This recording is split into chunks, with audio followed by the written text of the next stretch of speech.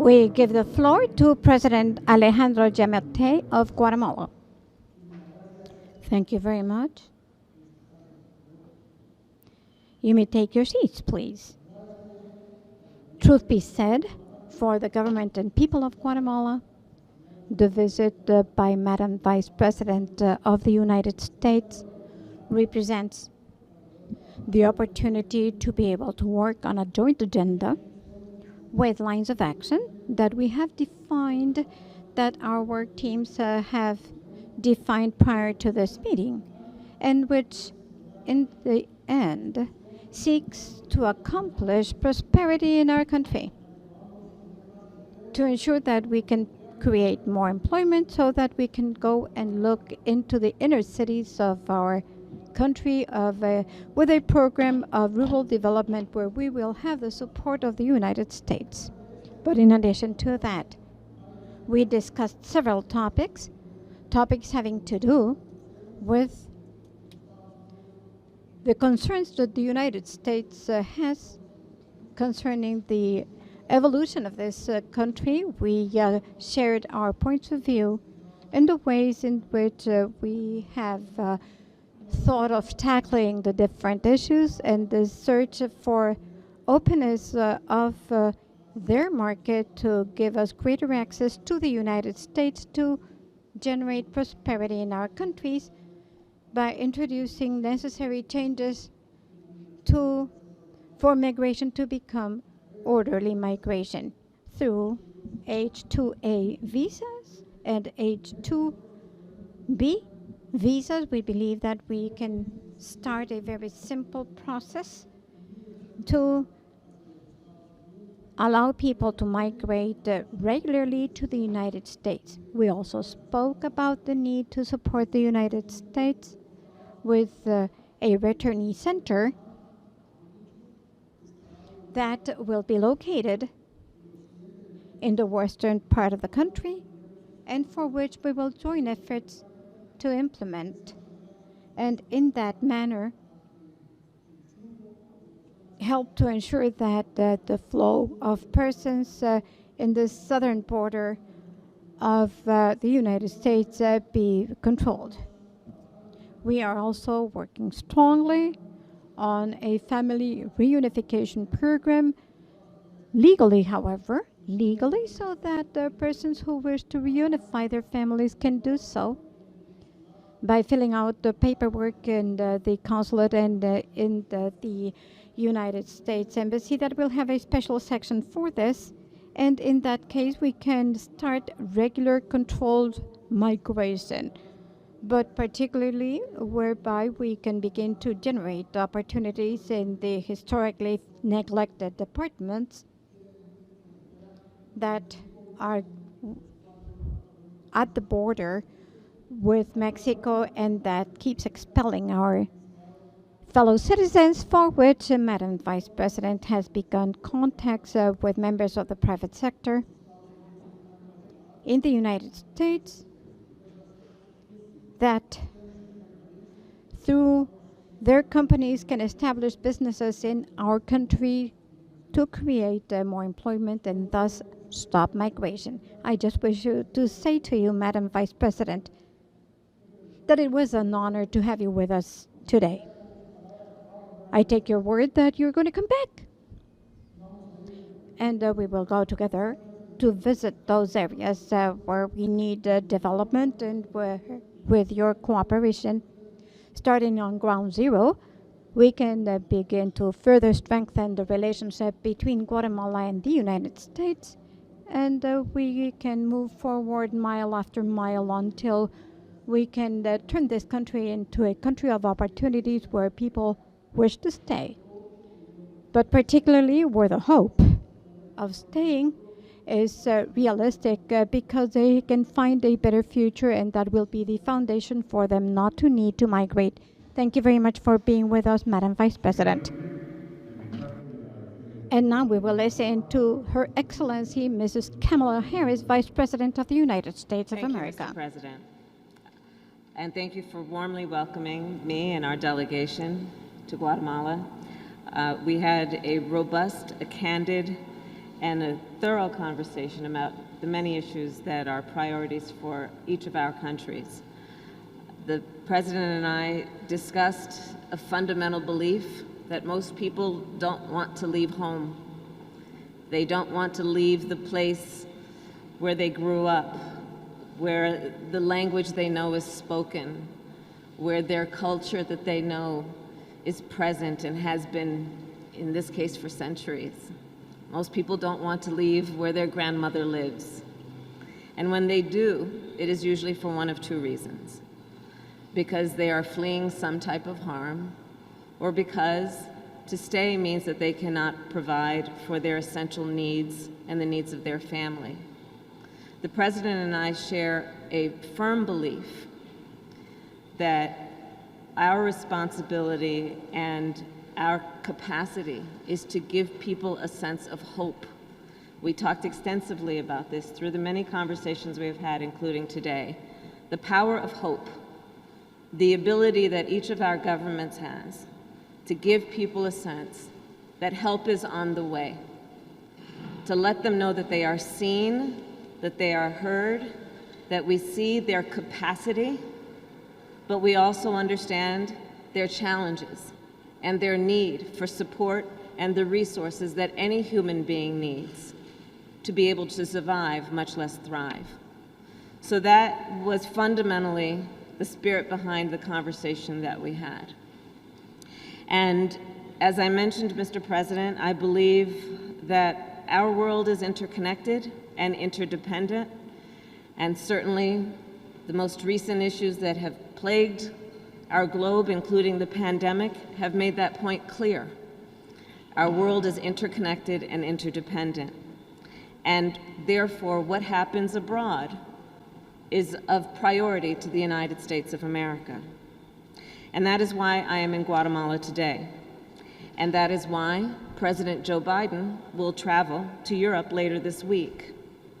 We are renewing our relationships around the globe and our presence around the world. In fact, just last week, I shared with the President that the United States will provide, as a first donation, 500,000 vaccines to Guatemala. Again, understanding the interdependence, the connection between us, and the importance of looking out for and prioritizing the needs of one's neighbor. I am proud to report that the agreements between President Giammattei and I have made today will strengthen the security and the prosperity for both the people of Guatemala and the people of the United States. And before we get to the questions, I just want to highlight several of those agreements. First, on the issue of security, is probably one of the highest priorities for each of our nations. The President and I agreed to continue our work to manage migration at Guatemala's northern and southern borders. We also discussed illicit drugs that are being smuggled and humans who are being trafficked across those borders, undermining the security of both the people of Guatemala and the people of the United States. Our nations have collaborated on these issues, and we will create a smuggling and human trafficking task force, which will work with local law enforcement to stop these crimes. And I have personally worked on these cases in my career and can say that when we see some of the most vulnerable in our communities being taken advantage of, being sold for profit, being abused, it should be a priority for all of us who care about the human condition and humanity. Second, on economic development, the President and I also discussed the root causes of migration, in particular, the lack of economic opportunity for many people here in Guatemala. The United States recognizes that it is both in our interest and reflective of our values to help create that opportunity and to share in economic prosperity. We will launch a Young Women's Empowerment Initiative to increase education and economic opportunities for girls and women. Understanding here in Guatemala, there is a rich tradition of girls and women being a part of the culture and the economy, with extraordinary skills, and therefore the ability to thrive when seen as someone who can be the source of investment for the economic growth of the entire community. We will also invest in agribusiness and affordable housing and supporting entrepreneurs. President Giammattei has mentioned to me many times today and in previous conversations about his priority around what can happen in terms of the planting of trees and what that can mean in terms of ecology and in our environment. Well, recently, there's been a lot of talk about ecopreneurs, entrepreneurs who are focused on climate, who are focused on what might happen, which is to protect our environment, but also see the capacity for jobs and economic development as a connection with that pursuit. I will also continue to work with CEOs around the world to encourage investment in Guatemala. And Mr. President, I look forward to working with you on that. As I shared with you in Washington, D.C., I recently convened some of our biggest CEOs who have a profound interest, for many reasons, on supporting the work that happens here and the work that can happen here in Guatemala to, again, uplift folks who may have been overlooked or neglected, but also uplift the natural capacity and resources of this beautiful country. Which brings me to our third area of discussion and agreement. The President and I discussed the importance of anti-corruption and the importance of an independent judiciary. The United States will create an anti-corruption task force, the first of its kind. Our Justice Department, our Treasury Department, and our State Department will work together to conduct investigations and train local law enforcement to conduct their own. Our task force will support Guatemalan prosecutors, including FICI, and listen, no corruption. Corruption does not know borders, and we want to make sure that this is about transnational crime, and we have to follow the money, and we have to stop it. And that's what we intend to do. I can tell you from my work on this issue years ago, follow the money. The underlying reason for so much of what we are seeing in terms of this level and type of corruption is about profit. It is about profit without concern for the damage it creates to real human life, to families, to children, to communities. And I want to emphasize that the goal of our work is to help Guatemalans find hope at home. At the same time, I want to be clear to folks in this region who are thinking about making that dangerous trek to the United States-Mexico border. Do not come. Do not come. The United States will continue to enforce our laws and secure our border. There are legal methods by which migration can and should occur. But we, as one of our priorities, will discourage illegal migration. And I believe if you come to our border, you will be turned back. So let's discourage our friends, our neighbors, our family members from embarking on what is otherwise an extremely dangerous journey, where in large part the only people who benefit are coyotes. And let us do our work together, Mr. President, again, with our mutual commitment of knowing that hope is on the way. And I believe the actions we take together will improve the lives of Guatemalans, and as I meet with Guatemalan community members and leaders throughout this day, I will speak with them on what more can be done.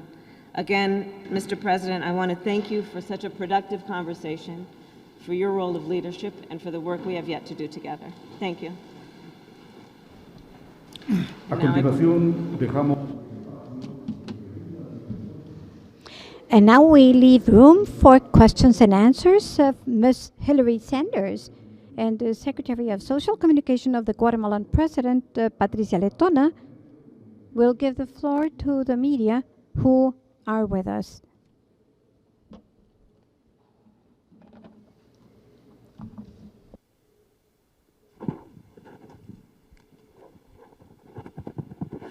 Thank you. Our first question will come from Alex Jaffe from the Associated Press. Sure. Thank you both for taking questions. Madam Vice President, you just spoke about this. You've spoken about this in the past, the need to combat corruption to address the root causes of migration. But given President Giammattei's record on the issue, his criticism and objections to and resistance to anti-corruption reformers in the nation, has he given you any commitments that he will not try to interfere in anti-corruption efforts in the nation? And what makes you believe that you can trust him as a partner on that issue? And then President Giammattei, what do you say to critics who say that you are, in fact, part of the problem of corruption in your nation and that you don't take combating it seriously? And then one more, just because we're going to Mexico tomorrow. Madam Vice President, there have been questions about why you and President Biden have yet to visit the border, the U.S. southern border. And I'm wondering if you can answer some of those. Republicans have charged that you're not taking the situation there seriously. So how do you respond to that criticism, and when will that visit come? The President of the United States recently issued a very clear statement about where we as the United States stand on this issue. It was unambiguous that we will look to root out corruption wherever it exists because we know it is not in the best interest of a democracy. The President speaks, the United States President Joe Biden speaks a lot about this, and actually President Giammattei and I spoke about that today. If we are truly to have and fight for democracies, especially in a world where increasingly they are under attack, one essential ingredient of our priorities must be to fight corruption. It erodes the confidence the people have in their government and its leaders. It compromises the ability of any country to maximize its natural resources to help and support its citizenry. On the issue of any corruption, on the issue of Guatemala, that has been one of our highest priorities in terms of the focus that we have placed here after the President asked me to take on this issue of focusing on this region of the world. And the work we are doing in furtherance then of that priority is the work of, again, creating an anti-corruption task force, bringing a renewed effort on behalf of the United States Department of Justice, the United States Treasury Department, the United States State Department, to work collaboratively to identify, to support investigations, and ultimately to support prosecutions and consequences for those who would endeavor to engage in corrupt behaviors.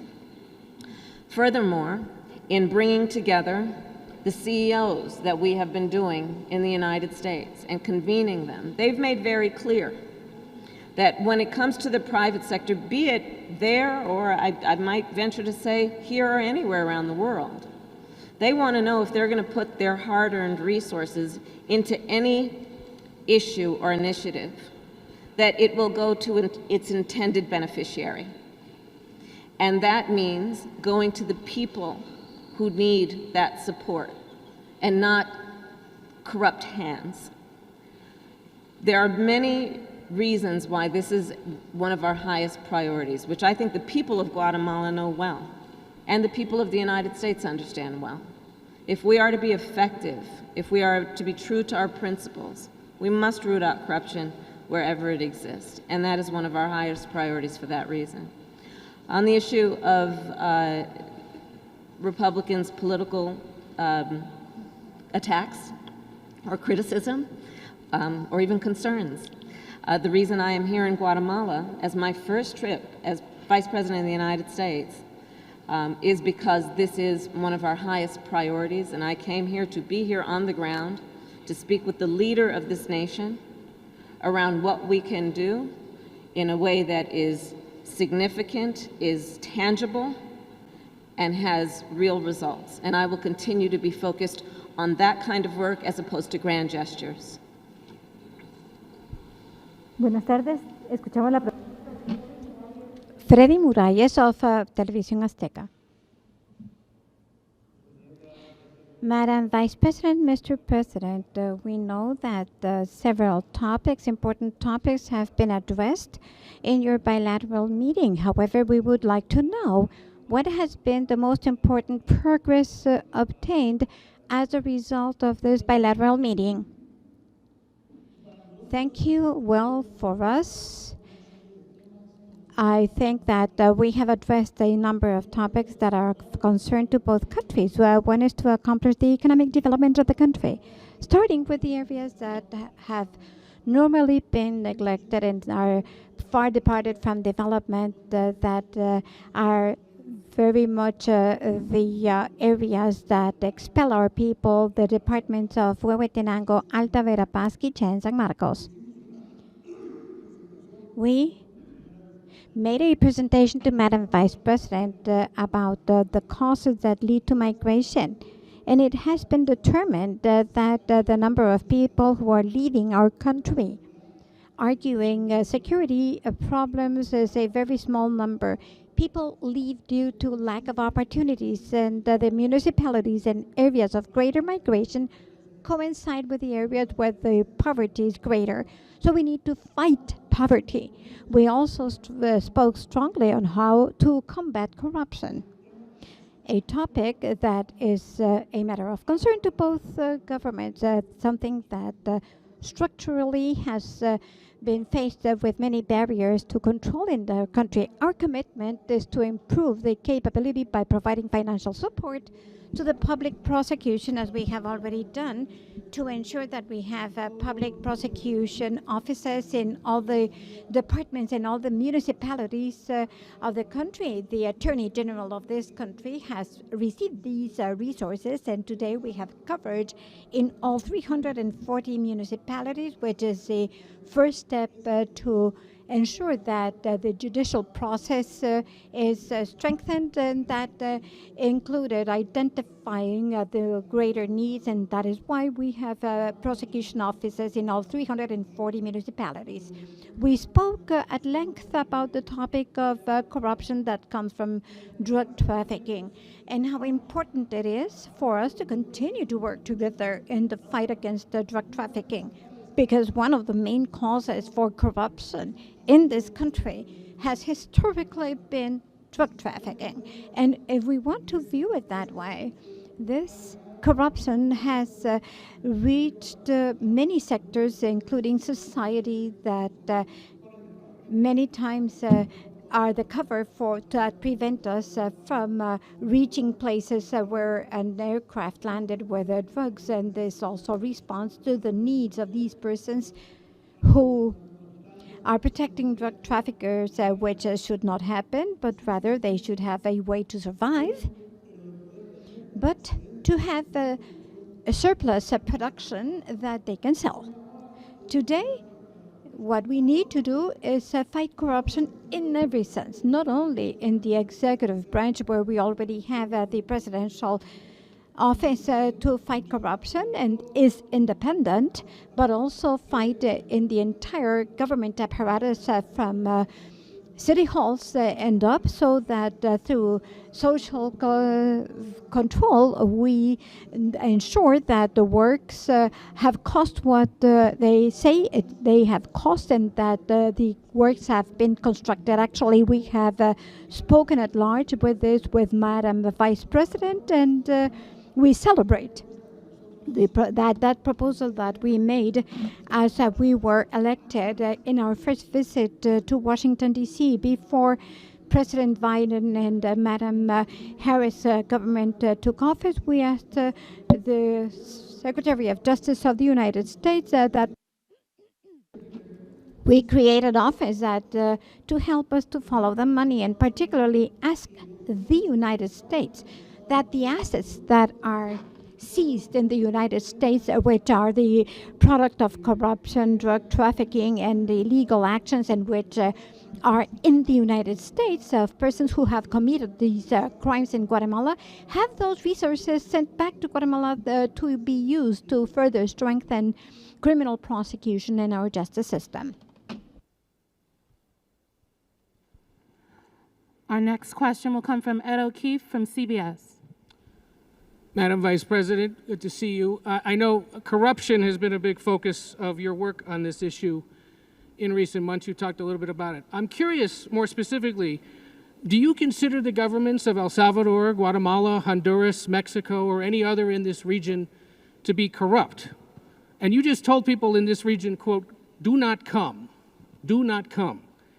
Would it be fair to perceive the Biden administration's work on stemming illegal immigration to be a failure if, because they're so desperate, they still keep coming? And I'm curious, as you stand here in this room, throw one more at you, if you could reflect on the history that you're making today. You're the first American female vice president to represent the country outside the country in a region of the world where there aren't many senior female leaders. Y señor presidente, mi compañera lo preguntó. My colleague usted asked dice a los what críticos you are saying, Que piensen que usted es una parte that del problema de la corrupción they say that en esta you, región. President of Guatemala, ¿Qué are piensas part of usted? the problem of corruption in this region. What do you think about that, Thank you, Ed. President Giammattei? So, on the issue of corruption, the conversation that I had with President Giammattei today was very frank and very candid, and I think this is a quality that he and I appreciate in each other. We don't have time for glossing over concerns that we have. And so we did have a very frank conversation about the importance of an independent judiciary. We had a conversation about the importance of a strong civil society. I expressed concerns about those issues, including what is the potential here for tax reform, something like tax reform, which is very much connected with a lot of the concerns that we have. And so we had a candid conversation as it relates to those concerns. And I do believe that with the work that we are doing, some of it which is new, there have been many attempts at collaboration between the United States and this region of the world over many years, as you know. Some have worked, some have not. There are aspects of what we are doing now that are new and also are based on this new era. Again, where there's, I think, a greater appreciation for the interdependence and the interconnection. And so we are creating this task force to address corruption. We are working on a task force that is about human smuggling. We are doing the work of requiring certain progress be made if we are going to attract U.S. investment, private investment in this region. And that is also a new approach, a relatively new approach, which is to bring together the private sector, understanding that the United States government cannot alone do the kind of work that we believe we have collectively the capacity to do. So we have good reason to believe that we can have an impact. And in addition, there was a question about what's happening in terms of immigration as a general matter.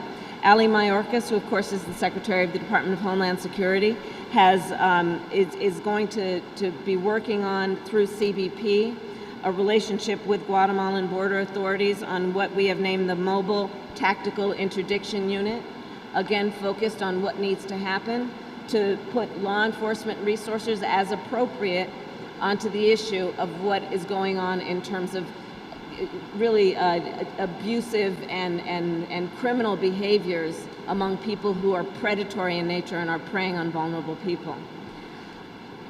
Your final point, I'm honored to represent my country here in Guatemala. I am honored to be here in a nation that has a history that goes back thousands of years. As I was walking through this building and appreciating the Mayan art that adorns the walls, knowing of the work that women and girls are doing and have yet the capacity to do in Guatemala, and to the extent that I can have any impact based on my gender and the fact that I am the first, I welcome that. I welcome showing anyone, whatever your race or gender, that you may be the first to do anything, make sure you're not the last, and in that way, let's pave a path where we create an opportunity for others to become the first in their family or their community to do those things that perhaps others didn't think they were capable of, but God has given them that capacity to achieve, and with a little help, they will.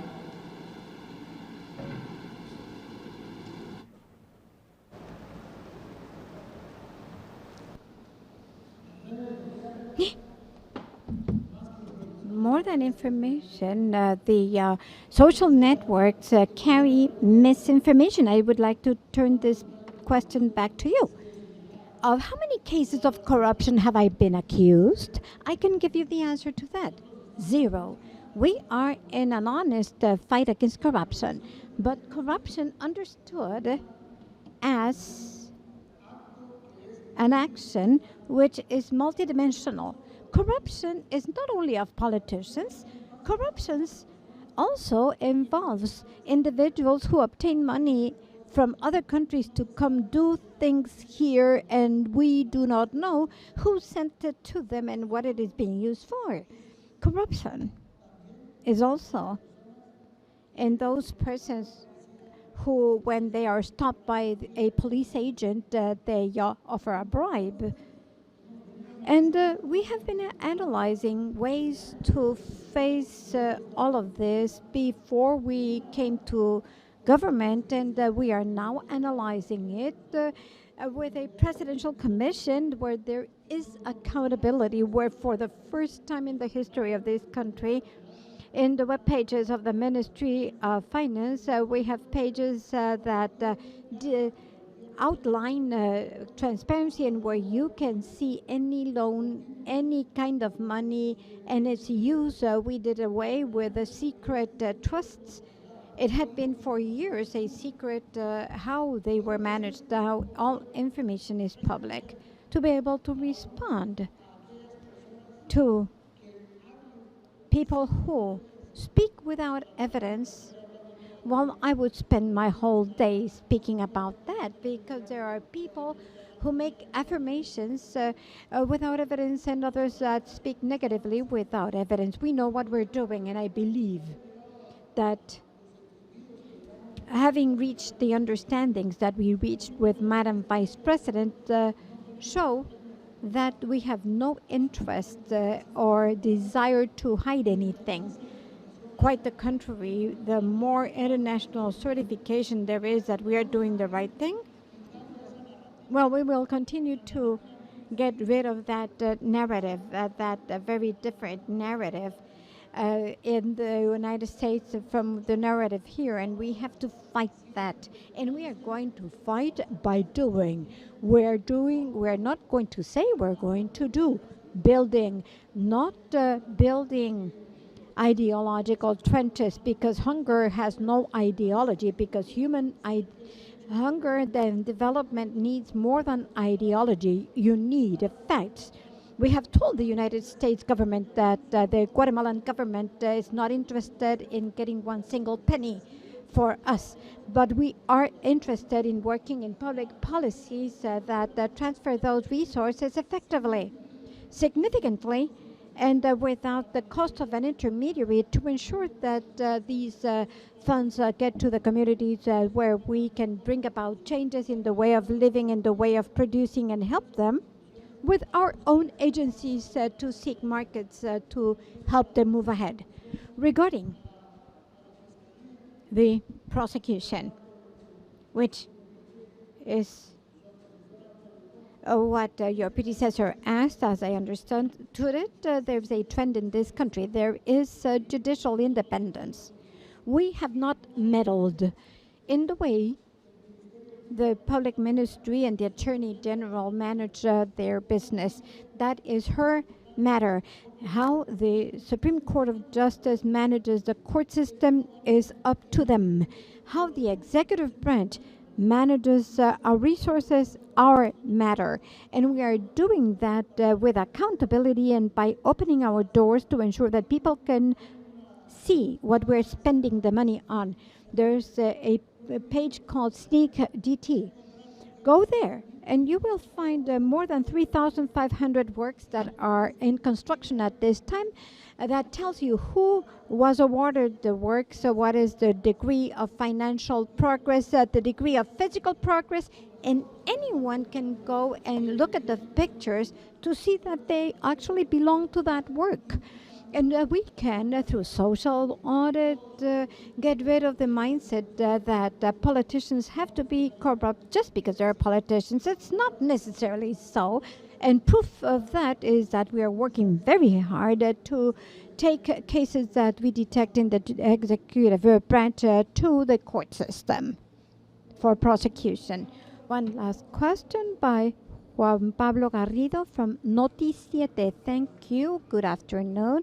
President Giammattei, I would like to know whether in the framework of this bilateral meeting you took advantage of the opportunity to request a TPS from the U.S. and Vice President Harris. I would like to hear what might be the position of your government today. Very well. Regarding the TPS, we reiterated our request to Madam Vice President, particularly in view of the effects of Eta, Iota, and volcano eruptions last year, and we need them to help us to stop deportation for some time. And we asked the U.S. government for a TPS so that we can begin to focus on development, but also by helping migrants in the United States, our migrants in the United States, not only to make money and send it, but also to give them financial literacy so that they can establish and grow companies and enterprises here in Guatemala so that they can come back to this country to create opportunities with what we have learned abroad. Madam? One of the areas of focus for us is the issue of hunger, hurricanes, pandemic, and what these acute factors have caused in terms of the reason for the migration that we are seeing. And when we look at then the capacity that we have to give support for people to be able to stay, we look at, as an example, what I mentioned earlier, the Young Women's Empowerment Initiative. In fact, Samantha Power, who is the new head of USAID, is putting a lot of attention into the capacity we have to support the indigenous community here. It's a big area of focus for me, given the fact, and I talked about this with the president, that we see that there are a lot of people from those regions of Guatemala that are leaving not because they want to, but because they have no resources. So this is the predominant approach that we are taking, which is to look at the root causes and the acute causes and deal with those in a productive way. And many of our initiatives, as I said earlier, are new initiatives. These are efforts that have not been tried in the past, which we believe will be quite productive, again, when we approach it in a collaborative way, not only from the U.S. government's perspective of an all-of-government approach, but bringing in the private sector, bringing in philanthropy, bringing in civil society, both here in Guatemala and around the world, and internationalizing our effort. For example, I have talked with the Prime Minister of Japan, the leader of South Korea, who have all agreed to join us in our focus on Guatemala, and that is the way that we are approaching our work.